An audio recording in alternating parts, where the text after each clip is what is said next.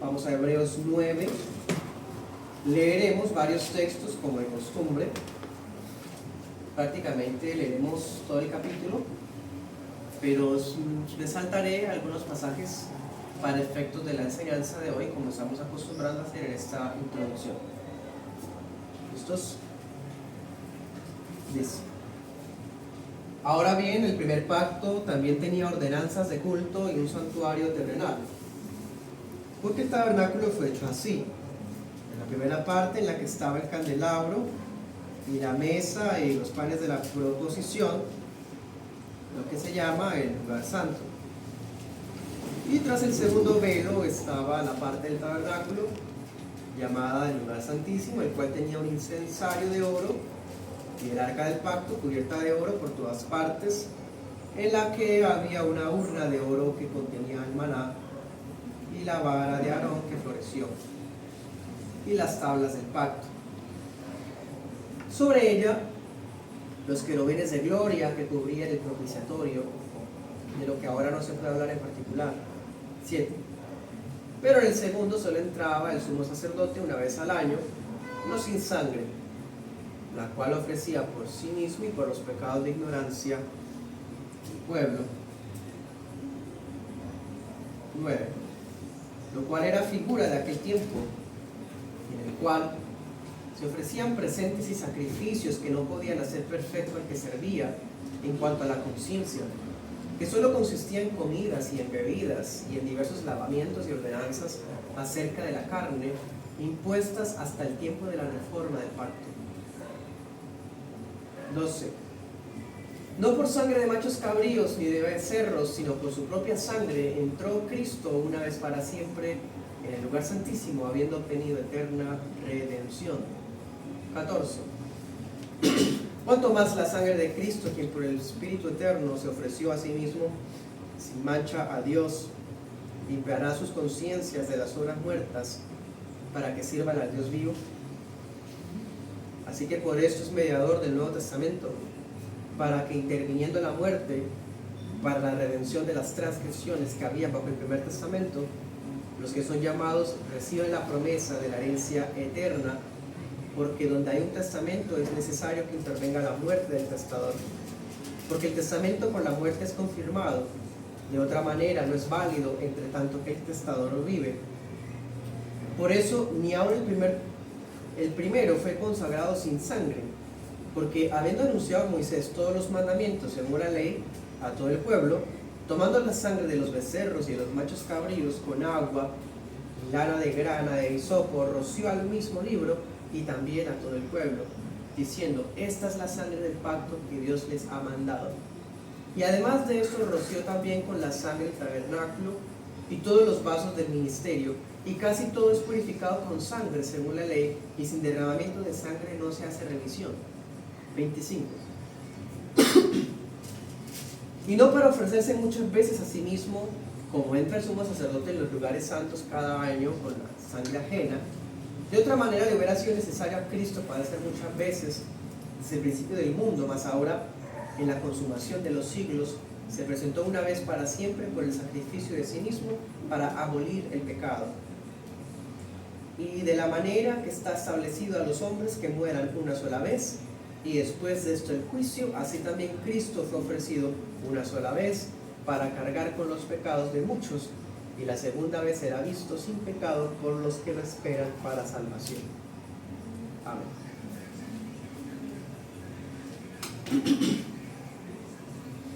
Escatología y pacto. Cuando hablamos de escatología, no necesariamente debemos pensar en eventos apocalípticos o promesas divinas dejadas a futuro todavía. Sí se incluye todo eso, pero no es lo único. De hecho, podemos incluir la manera en cómo los autores bíblicos interpretaban el tiempo y también cómo interpretaban los pactos. Ahora, cuando hablamos de pactos, nosotros como Iglesia Reformada, inevitablemente pensamos en la teología del pacto. Pero voy a partir del supuesto, o bueno, del hecho de que ya vimos ese tema, No vimos una prédica que se llamaba Teología del Pacto en Hebreos, pero vimos Cristología y vimos la obra de Jesús cumplida en virtud del pacto de redención, y también vimos las relaciones entre la Santísima Trinidad. O sea, ya vimos de una u otra manera el pacto, ¿sí?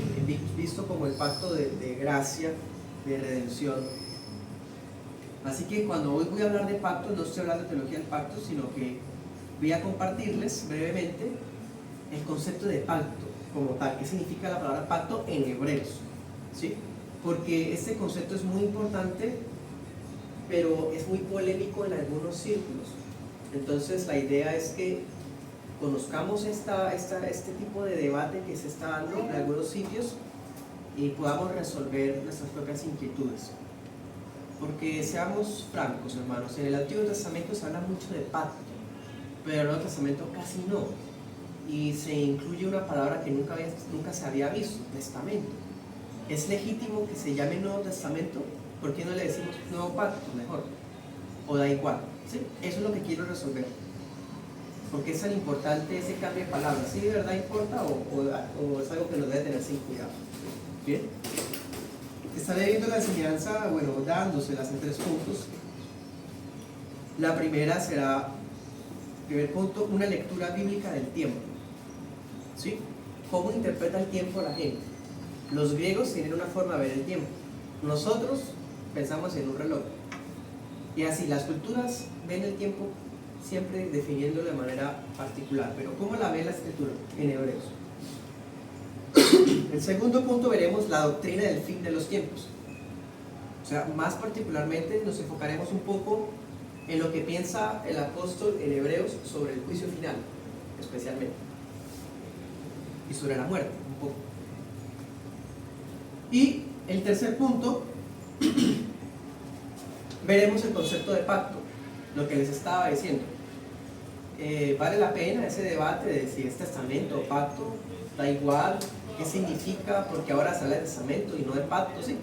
El tercer punto veremos un poco este punto del pacto y concluiremos con algunas reflexiones. Bien, primer punto, una lectura bíblica del tiempo. Ese pasaje que leí ahorita del capítulo 9 nos introduce muy bien a lo que vamos a hablar hoy. Ahí está todo prácticamente.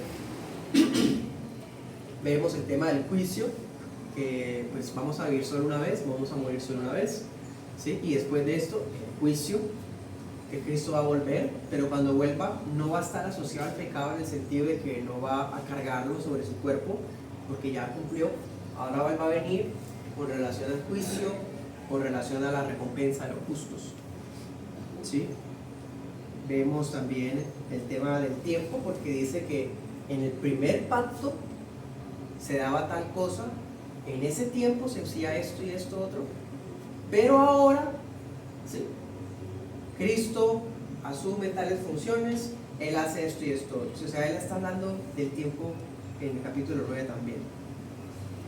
Y vemos el tema del pacto claramente, porque habla de que es necesario que cuando hay un testamento, que el testador muera, ¿sí? O sea, este capítulo 9 contiene todo lo que vamos a hablar hoy, sin que pues ignoremos que vamos a leer otros pasajes. Bien. Por ejemplo, vamos a Hebreos 2. Hebreos 2:2. Leamos varios de acá también. Dice, si la palabra dicha por los ángeles fue firme, y toda transgresión y desobediencia recibió justa retribución. 5. No sujetó a los ángeles el mundo venidero del cual hablamos. 7.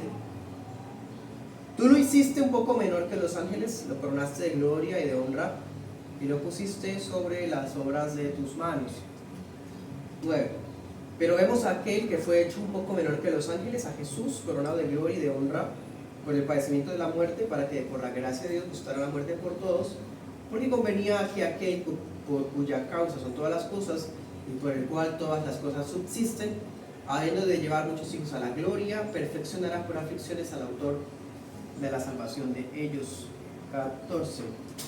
Así que por cuanto los hijos participaron de carne y de sangre, él también participó de lo mismo, para destruir por medio de la muerte al que tenía el imperio de la muerte, esto es, al diablo, y librar a los que por el temor de la muerte estaban durante toda la vida sujetos a servidumbre. Amén. Otro detalle, cuando hablamos de escatología, también podemos hablar un poco de, bueno, el tema de que si somos cuerpo y alma nada más, e incluso la influencia que puede llegar a tener en los ángeles y el diablo como tal en el mundo. Pero pues bueno, eso no lo vamos a enfocar hoy, lo veremos más adelante. El tema del cuerpo y alma, pues ya lo habremos visto cuando vimos antropología al comienzo, entonces no me voy a enfocar en eso. Bien, en esos versículos confirmamos la lectura bíblica del tiempo. O sea, para el autor de Hebreos, claramente existe lo que decíamos la semana pasada, dos dispensaciones, o sea, dos épocas. Hay una época en la que Dios se reveló a través de profetas. Mire, Hebreos 1.1 dice, habló muchas veces y de muchas maneras a los antepasados por medio de los profetas, ¿sí? En ese entonces, decía Hebreos 2.2, habló por medio de ángeles. Mira usted Hebreos 9, habla del templo, había un lugar santo, un lugar santísimo. En Hebreos 9 también se habló de los sacerdotes, que el sacerdote entraba una vez al año, ¿sí? O sea, él está diciendo, había un tiempo antes en donde Dios hablaba y usaba estas cosas como medio de comunicación, y a la vez el sistema de Aarón y el templo eran sombras de lo futuro. Y hay otra era, otra dispensación, una época. En esta época, Dios nos ha hablado por medio de su Hijo, eso está en Hebreos 1.2. Nos habla por medio de su Hijo en el Evangelio, ¿sí? Y a esa segunda época, el apóstol le da varios nombres. Por ejemplo, mire Hebreos 1.2. En estos postreros días nos ha hablado por el Hijo. ¿Cómo le llama el apóstol a ese tiempo? Postreros días. ¿Sí? Otro tiempo pasado, postreros días, presente. O sea, la lectura bíblica del tiempo, ¿cómo es? Hay dos épocas, una antigua, una nueva, sencillamente. Bien. En otro versículo, usted mira por ejemplo 9:10, que ya lo leímos, dice que iba a llegar el tiempo de la reforma. O sea, estos postreros días son el tiempo de la reforma. ¿Reforma de qué? Del primer pacto. ¿Primer pacto qué decía? El sacerdocio, el templo, las leyes ceremoniales, todo eso iba a reformarse. Al llegar el nuevo pacto, esas cosas ya se han reformado.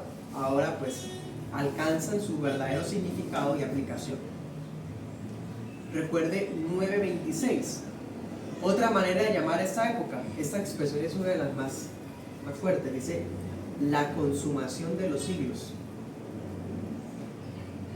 Y se parece mucho a la de postreros días, consumación de los siglos. O sea, estamos como cuando hay una mechera que está ya pues a punto de desintegrarse hasta el final, ¿sí? La consumación de los siglos, ya los siglos están llegando a su fin, ¿sí? Estamos en ese momento, los postreros días, desde que Hebreos escribió. O sea, no es dentro de 7 años o que tal cosa, no, ya estamos en los postreros tiempos, ya estamos en la consumación de los siglos. Bien, en este tiempo, mire Hebreos 12:21, ¿qué podemos hacer? En el tiempo antiguo la gente tenía el templo, tenía los sacerdotes, pero ahora en 12:21 se nos dice que podemos acercarnos, y no al monte Sinaí, sino al monte Sión, la Jerusalén celestial. Entonces, dense cuenta, hay un tiempo antiguo que Dios hablaba, pero ese tiempo nuevo es más glorioso que el antiguo porque Dios sigue hablando, pero a través de Dios mismo, que es su Hijo. Y todo lo que estaba acá ya se cumple en este nuevo tiempo. Bien, así que cuando hablamos de escatología, a la luz de Hebreos, no se está pensando en eventos particulares por allá en el año 2030. o en el año 2070, lo que sea. De hecho, él está hablando de una extensión de tiempo indeterminada. Porque es que pongámonos a pensar, ¿cuándo empezaron los posteros días? Si hay dos épocas, una antigua y una nueva, ¿cuándo llegó el momento en que se partió, en que llegó un antes y un después? Cuando Cristo vino al mundo y empezó a cumplir la labor de sacerdote. Ahí se partió la historia en dos. Pero ahora que estamos en esa segunda parte de la historia, toda esa parte que puede ser desde el año 30 hasta el año 2000, quién sabe, o 3000, quién sabe, todo eso son los posteros días. O sea, la escatología bíblica no habla de años particulares, sino de dos periodos, uno antiguo y uno nuevo, que son indeterminados. En Hebreos 9:28 sencillamente nos dice hasta su venida. Hasta su venida. O sea, el tiempo nuevo de los posteros días comenzó desde que Cristo vino al mundo hasta cuando vuelva a venir. Y eso implica miles de años, muchos siglos. Sí, es indeterminado. Bien, esa es la escatología bíblica de Hebreos. Entonces démonos cuenta, en medio de ambas épocas se llevó a cabo la obra del Mesías y Cristo inauguró la predicación del Evangelio. Desde ese tiempo, cuando ya se escribe Hebreos, la iglesia estaba predicando en todo el mundo. Se estaba esparciendo el Evangelio por todas las naciones. Así que fueron esos eventos los que partieron la historia de la redención en dos.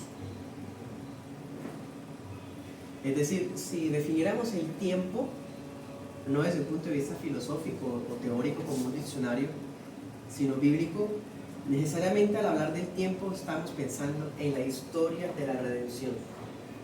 ¿Sí? Las veces, las maneras que Dios empleó para salvar al mundo, a la humanidad. Eso es el tiempo, realmente, bíblicamente hablando.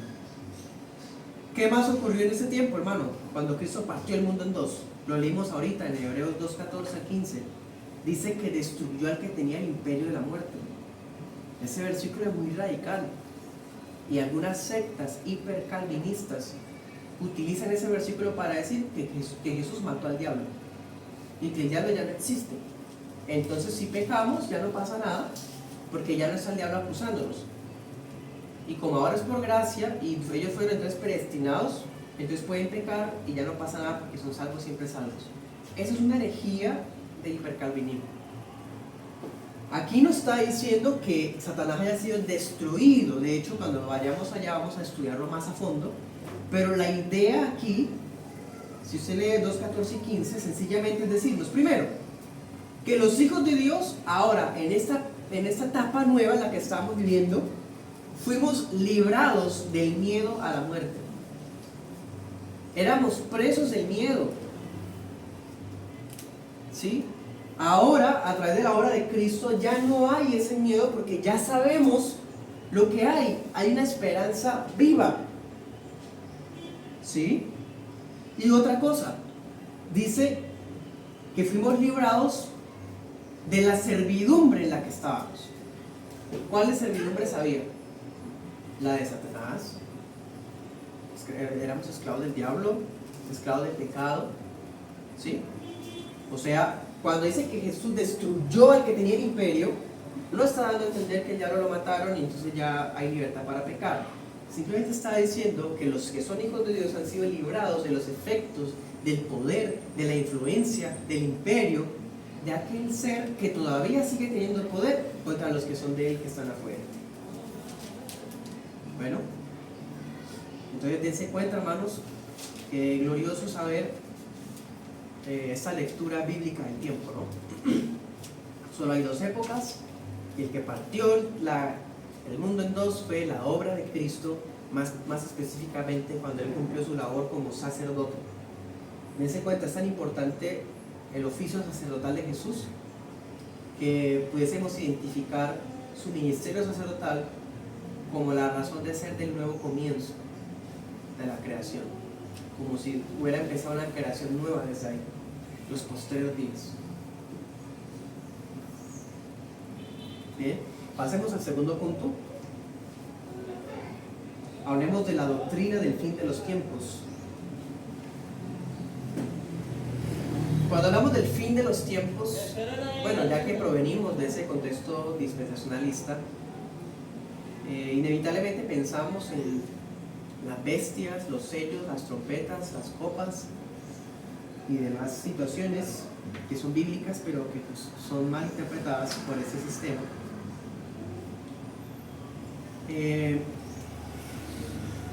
Pero no vamos a reducir, hermanos, la doctrina del fin de los tiempos o escatología, que es lo mismo, a cosas populares.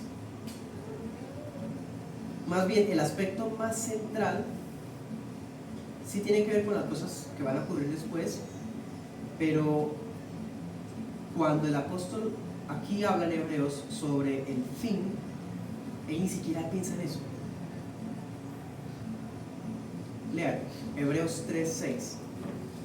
Cada vez que el apóstol piensa en el fin como tal, en Hebreos, mire lo que le está pensando. 3:6. Más Cristo como hijo sobre su casa, la cual somos nosotros, si retuviéramos firme hasta el fin la confianza y la gloria de la esperanza. Ahora viene el 14. Porque somos hechos participantes de Cristo con tal que retengamos firmes hasta el fin el principio de nuestra confianza. Lo mismo. O sea, casi en todas las veces en que el escritor habla del fin en Hebreos, él está pensando en la forma en que los hebreos debían vivir su vida en relación con la fe. O sea, y ese debería ser nuestro enfoque al hablar de escatología. No ponernos a hacer cálculos matemáticos futuristas, ni a elaborar historias legendarias, o hacer dibujos de dragones y fuego, sino esto, hacernos reflexionar sobre cómo estamos viviendo el ya. Hacernos meditar cómo estamos viviendo el ahora, hermano. Esa es la verdadera escatología bíblica.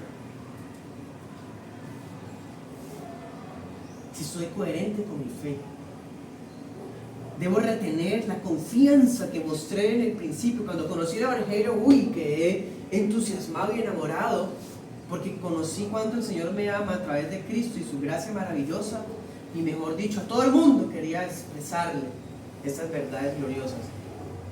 Pues bien, entonces manifestemos esa misma confianza hasta el final. Eso es una sana escatología. O sea, seguirnos gloriándonos en esa esperanza hasta el desenlace de nuestras vidas. Recientemente que falleció nuestro pastor y amigo, pastor Héctor Romero, pensar en casos como él, donde pudo vivir su vida al servicio del Señor hasta el final. Eso es la escatología bíblica. Pensar que cuando desenlace nuestra vida ya, se pueda mirar un poco nuestra biografía y se encuentre fe. Eso. ¿Qué utilidad? ¿Qué consuelo trae pensar en unos sellos, en unos dragones, en unas bestias, en el hecho de la muerte? ¿Me hago entender? No me malentienda que esté menospreciando los pasajes bíblicos que hablan de eso. Estoy tratando de desacreditar, en el buen sentido, esa lectura tan amarillista y más bien destacar lo que su propósito, darnos una utilidad para esta vida, para el ahora. Decir, viví mi vida para Cristo y le serví a mi Cristo. ¿Sí? Cuando pensamos en el fin, pensemos en eso, en el ahora. Mire Hebreos 6:11.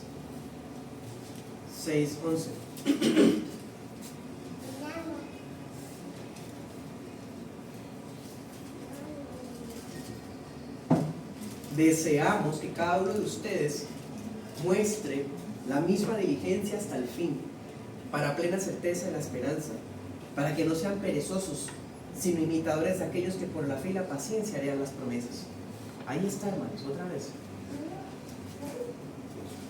Que esa plena certeza sirva como un poderoso incentivo para mantenernos solícitos y no perezosos. Solícito es alguien diligente, activo, que está al pendiente de estar al día con los medios de gracia, sirviendo al Señor. El que es perezoso es porque no está pensando con seriedad en su vida. De pronto se distrajo pensando en fuego y dragones en el futuro y no está siendo coherente con su vida ahora. Dice el apóstol: si quieren mirar algo visible, palpable, miren a los hermanos que ya murieron, a esos que profesaron su fe y fueron felices en la fe hasta que ya murieron. Imítenlos.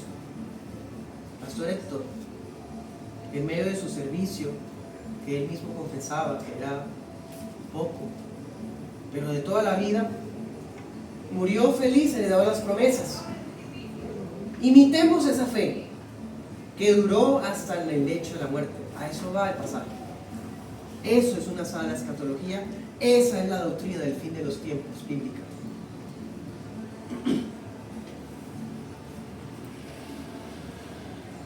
Si recordamos, los santos del Antiguo Testamento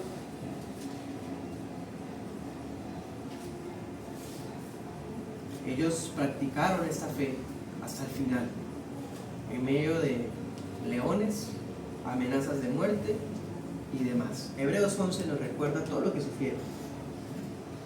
Bueno, nosotros que ahora estamos en el nuevo pacto, en los posteros días, no estamos eximidos. Estamos llamados a perseverar en la fe pese a las circunstancias, sabiendo que recibiremos una herencia. La herencia es parte de la escatología. La escatología, como habla del fin de los tiempos, incluye, hermano, que hay una herencia que nos espera.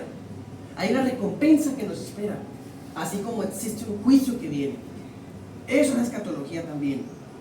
Hay una resurrección, vamos a resucitar. Mire Hebreos 11:35.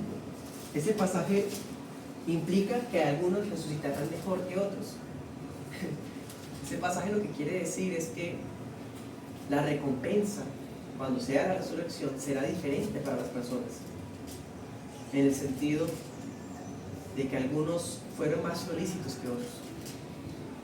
Los solícitos heredarán el reino, los pocos solícitos también, pero los solícitos recibirán una resurrección mejor, es decir, una recompensa más brillante. ¿Cómo o cuándo? ¿Cómo o cuál? No lo sé, pero solo sé que el pasaje sí habla de eso. ¿Ven? El creyente, en cambio, que descuida su profesión de fe, ¿a qué se compara el final de este creyente? Recordemos que cuando hablamos del descuido de la profesión de fe, no solo estamos hablando del perezoso.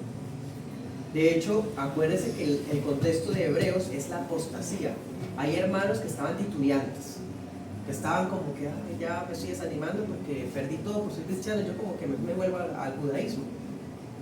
Eran cristianos que estaban siendo titubeantes, vacilando, como con ganas de volver atrás o mostrar que creían Cristo con los hermanos, y por otro lado estaba viviendo la vida como el mundo, ¿sí?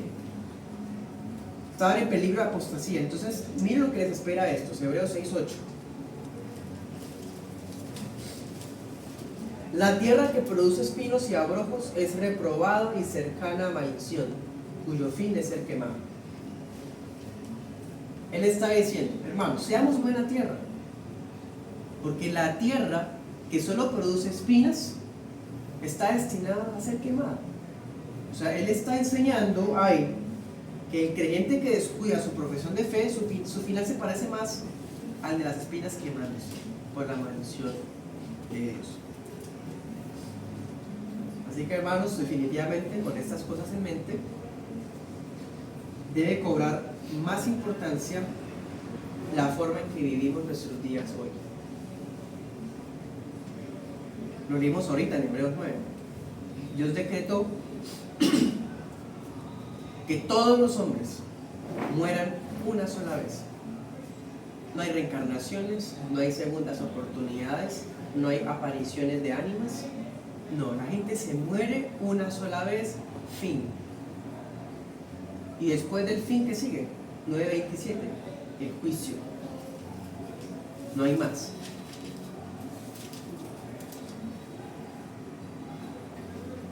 ¿Y cómo es ese juicio? Ya sabemos, a la luz de las escrituras, por ejemplo Mateo 25, que se acuerdan que hablaba que a las ovejas de la derecha les dijo: vengan, benditos de mi Padre, ¿cierto?, al reino preparado para ustedes desde la fundación del mundo. Y a los de la izquierda les dijo: apártense de mí, malditos, al fuego eterno preparado para el diablo y sus ángeles. A uno les dio castigo eterno y a otro les dio vida eterna, ¿cierto? O sea, dos destinos, ambos eternos. Hebreos tiene la misma idea. Mire Hebreos 6:2. De hecho, se incluye esto en las doctrinas básicas del cristianismo. Básicas. La doctrina de bautismos, la doctrina de imposición de manos y de la resurrección de los muertos y del juicio eterno. ¿Sí? Habla de juicio eterno. En Mateo 25 se habla de castigo eterno, hablando de juicio eterno. Es decir, esas espinas que son quemadas serán quemadas por la eternidad.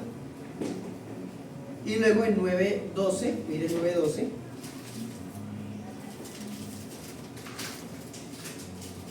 ¿Qué fue lo que obtuvo Jesús con su sangre a favor de nosotros? Lea Hebreos 9:12 al final. Eterna redención. Juicio eterno, hablando de castigo eterno. Redención eterna, hablando de vida eterna. Dos destinos, ambos son eternos. El juicio es uno y su resultado es eterno. Tampoco hay aniquilación, no hubo borrón y cuenta nueva. No los que estaban acá en espinas y fuego, resulta que Dios en su amor borró todo y los metió allá con los buenos. Eso es universalismo, también es herejía, no es bíblico. Mira ahí 9:15. Al final, ¿qué recibimos nosotros?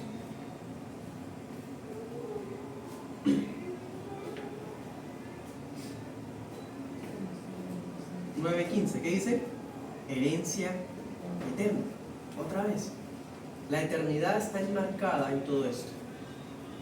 Eso es escatología también.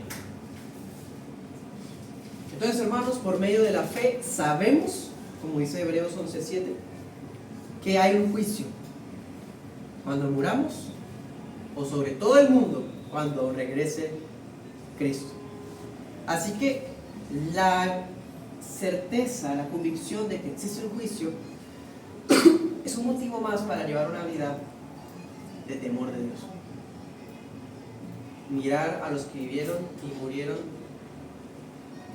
asidos a las promesas y pensar que hay un juicio que viene son motivos para vivir una vida de santidad individual y con la familia. Así hizo Noé. Noé vivió una vida de piedad él y la familia él también, el hogar. ¿Sí? Sabía que iba a venir un juicio. Por fe, nunca había visto llover, pero creyó lo que el Señor le estaba diciendo. Su hogar se guardó. Y cuando vino el juicio, todos murieron, menos ellos. Va a venir un juicio, como lo vimos en Pedro, con exactamente la misma imagen. ¿Sí? ¿Listos? Entonces les voy a retroalimentar lo que hemos visto. Primero vimos el tiempo, ¿no? Para el apóstol, el tiempo son dos cosas. Otro tiempo antes, donde estaban los profetas, los sacerdotes, el templo, las ceremonias. Todo eso era sombras que anticipaban el otro tiempo, que son los posteros días, la consumación de los siglos, ¿sí? El tiempo de reformar todas las cosas. Son nombres distintos para la misma realidad. Y en esa realidad estamos nosotros viviendo ahora. ¿Bien? Esa realidad fue partida en dos cuando Cristo vino a cumplir lo que se había dicho. Cuando hablamos de la doctrina del fin de los tiempos, lo que vimos es que la mejor escatología es la que me lleva a vivir la mejor vida allá. Y eso implica que debo retener hasta el fin la confianza en Cristo hasta en el lecho de la muerte. ¿Sí? Mirar a aquellos que murieron así, en medio de desgracias, de enfermedad o lo que sea, pero asidos a la fe, eso es morir felizmente. Pero es que murió en un accidente, murió consumido por una enfermedad terrible, pero murió en Cristo, aferrado a la fe, murió felizmente. También implica que existe un juicio, va a haber un juicio, hay un juicio, tanto después de la muerte como cuando Cristo vuelva. Entonces vivamos nuestras vidas a la luz de esas verdades.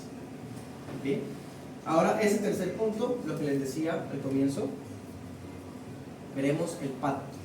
¿Qué es pacto en hebreo? Vamos a Hebreos 10.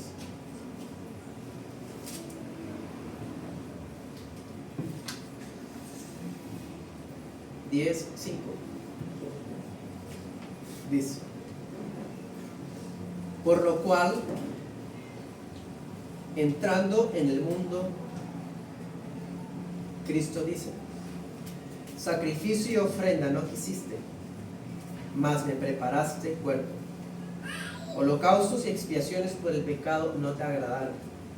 Entonces dije: he aquí que vengo, en el rollo del libro está escrito de mí, para hacer, oh Dios, tu voluntad. Diciendo arriba: sacrificio y ofrenda y holocaustos y expiaciones por el pecado no quisiste ni te agradaron, las cuales se ofrecen según la ley. Entonces dijo: he aquí que vengo para hacer, oh Dios, tu voluntad.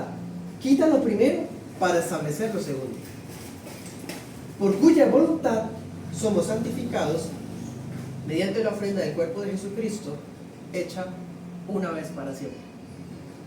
16. Este es el pacto que haré con ellos. Después de aquellos días, dice el Señor, daré mis leyes en sus corazones y en sus mentes las escribiré. 19. Así que, hermanos, teniendo libertad para entrar en el lugar santísimo por la sangre de Jesús, por el camino nuevo y vivo que Él nos consagró por el velo, esto es, por su sangre, por su carne, y teniendo un gran sacerdote sobre la casa de Dios, acerquémonos un corazón sincero. Vamos al 29. ¿De cuánto mayor castigo piensan que será digno el que oye oye de pisotear al Hijo de Dios y tenga por común la sangre del pacto en la cual fue santificado e hiciera afrenta al Espíritu de gracia? A ver.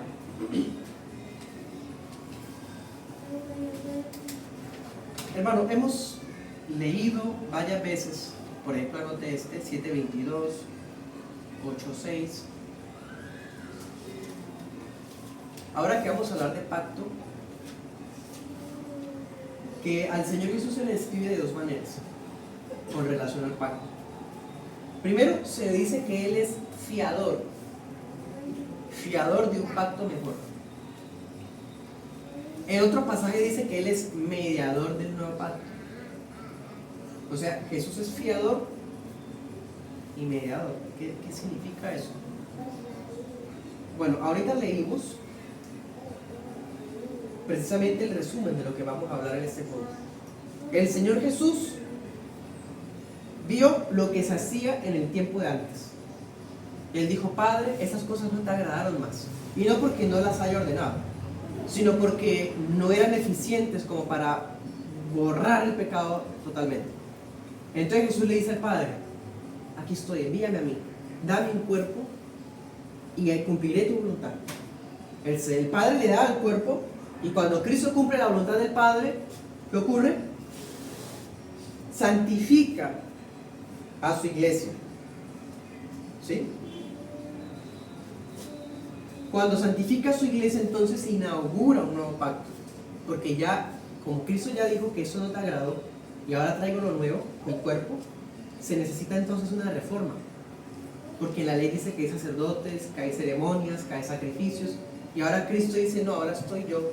¿Qué implica eso? Que hay que reformar la ley. Hay un cambio en la ley, y ese cambio lo hace el Nuevo Testamento. Bueno, Por eso Cristo es fiador. Fiador porque Él mismo fue constituido por Dios como sumo sacerdote. Y a través de su muerte nos garantiza sus promesas. Eso es un fiador. Pero Cristo también es mediador. Porque no solo ejerce el sacerdocio en los cielos, ahora es el sumo sacerdote, sino que también Él es el sacrificio. ¿Me hago entender? O sea, no solamente es el que sirve, sino ahora Él es el que se ofrece también. No va con sangre de un animal, va con la sangre propia. Entonces Cristo es fiador y mediador. Bien, pero fiador y mediador de un pacto. ¿Qué es pacto? ¿Qué significa la palabra pacto? Es una palabra importantísima en la Biblia. Si hiciéramos una lista con las 10 palabras más importantes en la Biblia, entre esas, yo creo que entre las primeras 5 está pacto. Porque ya vimos en los cultos de los miércoles, estudiando la confesión de fe, que Dios decidió relacionarse con nosotros a través de pacto. O sea, sin pacto no hay comunión con Dios. ¿Sí? Es importantísimo. Pero, ¿qué es eso? Bueno, el apóstol está escribiendo en Hebreos en griego. No lo está escribiendo en hebreo. Y ahí ya vemos un problema. Les invito a ser pacientes conmigo en esa parte. Trataré de ser lo más sencillo posible. Resulta que en hebreo la palabra pacto no tiene equivalente en el griego. El griego no tiene palabra pacto.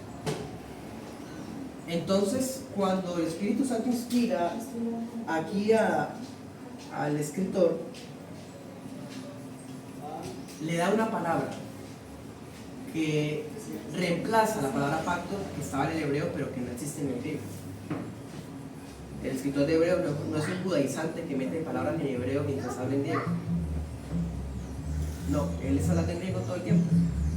Y usa una palabra 17 veces. Y esa palabra es la que en español se traduce como testamento. Por eso es que hay esa diferencia. Porque en hebreo la palabra berit significa pacto, y en griego la palabra es diateque, que significa testamento, pero es como lo más cercano entre hebreo al griego. ¿Para qué les digo eso, hermanos? Porque es que en el griego la palabra testamento significa disposición. Disposición. Entonces, para algunas personas, especialmente para algunos liberales y para los judaizantes, es un problema. Es un problema porque es que es un pacto, no es un testamento. Ellos dicen, es que está hablando de la muerte y Dios no ha muerto. ¿Sí? Bueno, empezando que este reemplazo de palabras no podemos reducirlo a hablar de muerte. O sea, es que como ahora habla de testamento, está diciendo que tenía que morir. Pues sí, pero no es solo eso, hay más cosas. ¿Por qué el apóstol usa esa palabra, la palabra testamento? No trató de inventarse una palabra nueva o no mete una palabra en hebreo ahí, hermano, porque dos razones. Y eso es una razón, bueno, nuestra justificación de por qué le decimos Nuevo Testamento. ¿Usted se ha preguntado eso? ¿Por qué la Biblia se llama Nuevo Testamento en la segunda parte? ¿Por qué se habla de Antiguo Testamento o Nuevo Testamento? Bueno, esta es la respuesta. Primero,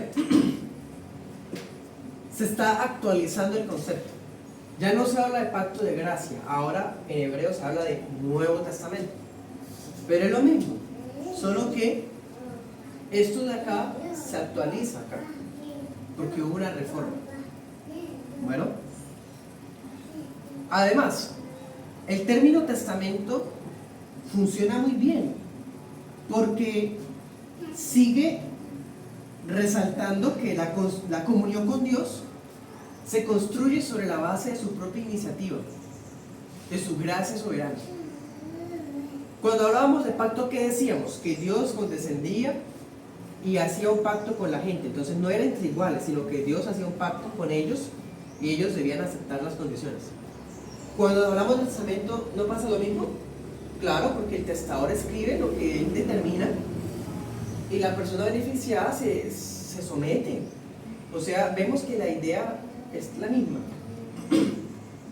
La gracia soberana sigue teniendo el control. Dios es el que da el pacto. Bueno, igual, Dios es el que da el testamento.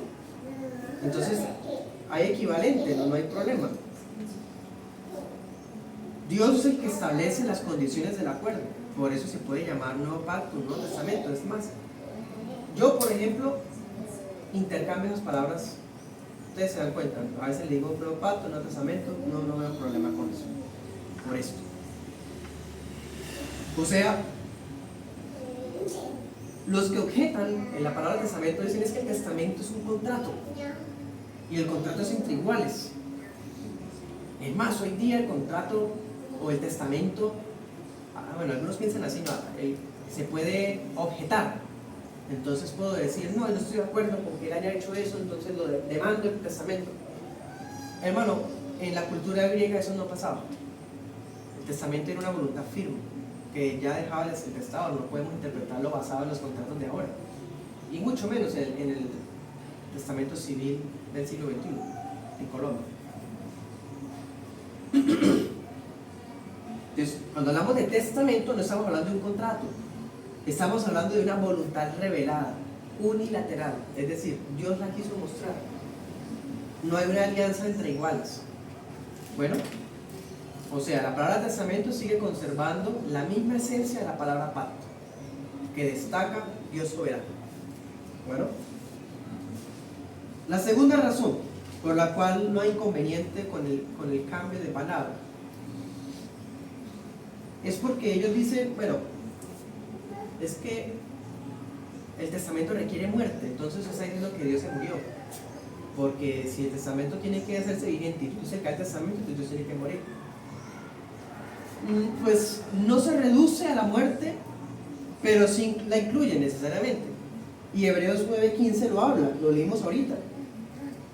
Ya que estamos hablando de pacto y el autor aquí de adrede mezcla la palabra con la palabra testamento, él dice, ahora que estamos en el testamento, bueno, y usa la lectura de los griegos del testamento. ¿Qué era un testamento? Bueno, la última voluntad de un difunto cuando ya muriera, cuando ya el difunto pues había sido difunto, lo que él había dispuesto se cumple. O sea, la muerte del testador hacía efectivo el testamento. Y entonces dice el apóstol, ¿acaso Cristo no murió? Murió por nosotros. O sea, el término testamento no está tan lejos del término pacto como tal. También esto implica que se necesitaba sangre. En el pacto se necesitaba sangre. Ahorita lo vimos en Hebreos 9. Moisés tomó sangre, untó el tabernáculo, untó el libro, untó a la gente. Sí, o sea, dice, sin derramamiento de sangre no hay remisión de pecados. O sea, el pacto se fundaba sobre sangre. Y cuando hablamos de testamento, ¿solo hablamos de muerte? No necesariamente, porque aquí también hubo sangre. Cristo dio su sangre. Cristo en el cielo, ¿qué hace? Muestra su sangre al Padre. O sea, sigue habiendo lo mismo. Hay un cambio de palabra, pero es la misma idea. Bien. El nuevo pacto ha sido descrito como un testamento porque también incluye sangre. La sangre de Cristo, y no solo la muerte, porque sangre, eso verás, se rasga la mano y la presenta ante el Señor y ya. No, incluye muerte como un testador e incluye sangre como el pacto. ¿Sí? Por eso el testamento nuevo es mismo. Así que, hermanos, si la revelación divina habla de dos pactos, resaltemos cuán grande es el nuevo pacto que el antiguo, siempre, siempre. Y se los propongo de esa manera. El antiguo pacto, digamos, fue instituido en Sinaí, en el monte Sinaí. fue hecho con la nación de Israel, pero era un pacto terrenal, porque sí, lo hizo Dios por medio de profetas, de ángeles, de sacerdotes, sí, todo lo que hemos visto. Pero, ¿dónde estaba el templo? En el tabernáculo, que era terrenal. ¿Quiénes eran los ministros? Sacerdotes pecadores, que iban a morirse y que necesitaba que hubiera un sucesor. Ahora miremos el nuevo pacto. ¿Quién lo instituyó? Dios mismo viniendo del cielo lo instituye. Dios mismo viniendo del cielo lo trae. ¿Sí? Y ahora el ministro del nuevo pacto es Cristo. Un sacerdote que es sumo, que no es pecador, que no muere y que cumple la obra no en un templo en la tierra, sino en los cielos, en el lugar santísimo de los cielos. O sea, como usted lo vea, el nuevo pacto es mejor, es nuevo y es eterno. En todo sentido. ¿Ven? Para terminar, les digo lo siguiente. Hermanos, vivimos en la era del nuevo pacto. La dispensación del Nuevo Testamento. Pero ahorita le decía que es la consumación de los siglos. Mire Hebreos 6:5. Dice, hablando de los apóstatas, de los que se desvían del Evangelio, gustaron la buena palabra de Dios y los poderes del siglo venidero.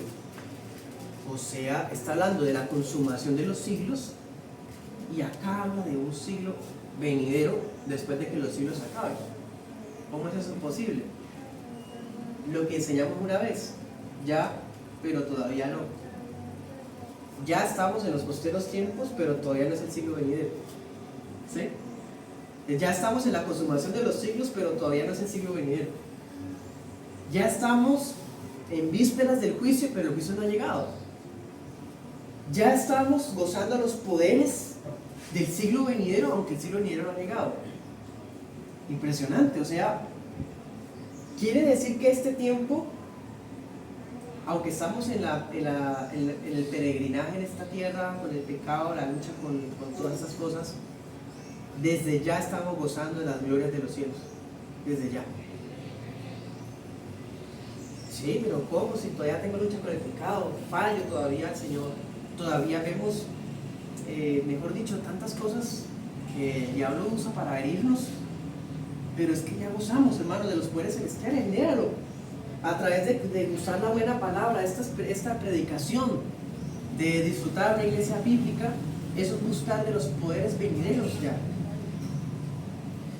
O sea, quiero que se lleven esto, y es que para muchos las escatologías son cosas que se quedaron en el futuro, pero el autor de Hebreos está diciendo que ya son presentes, ya las estamos gustando, saboreando. Algunas cosas están reservadas para el futuro, el juicio, la segunda venida, cielos nuevos, tierra nueva, pero ya estamos disfrutando los poderes del siglo venidero. En otras palabras, la parte interna, la parte espiritual, la parte más importante de eso que un día vamos a disfrutar, la estamos disfrutando desde ya. ¿Se da cuenta? Ya tenemos la fe, ya tenemos al Espíritu Santo, tenemos los dones del Espíritu. Todo eso lo vamos a tener allá. Y estando acá ya lo tenemos. ¿No es increíble eso? Entonces, cuando llegue ese mundo venidero, vamos a estar, obviamente, como ya fue la consumación de todo, pues con estas mismas cosas, ya pues en su máximo esplendor, pero a lo que voy es que ya las estamos saboreando, ya las tenemos anticipos, tenemos arras, tenemos garantía, tenemos pruebas de lo que vamos a disfrutar allá, de la eternidad. Y ese mundo venidero no estará sujeto a ángeles, no estará sujeto a hombres, estará sujeto a Cristo. Y todo eso el Espíritu Santo ya lo había anticipado desde el Antiguo Testamento y ahora con respecto al mundo venidero. Amén. Oremos.